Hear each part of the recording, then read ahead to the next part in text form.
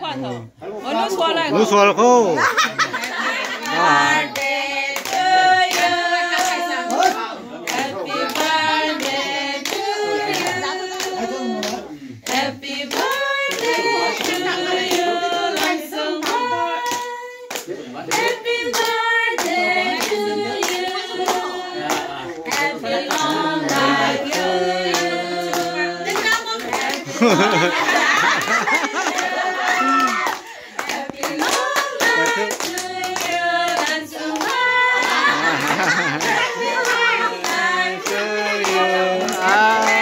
Happy birthday.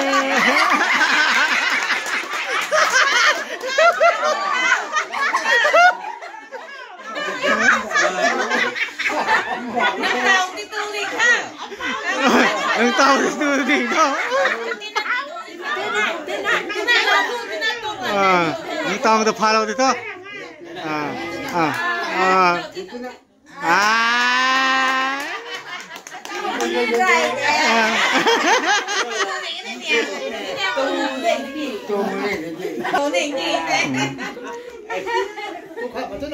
Tham một tí qua nó chẳng ăn thôi, học bộ cần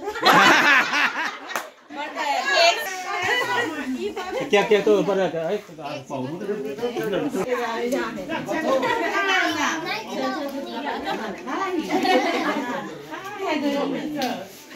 con chén rằng đi qua mới cầm đồ làm ba này thôi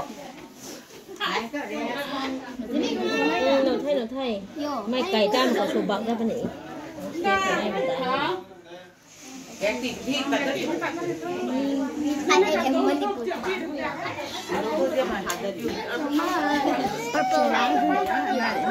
Ice.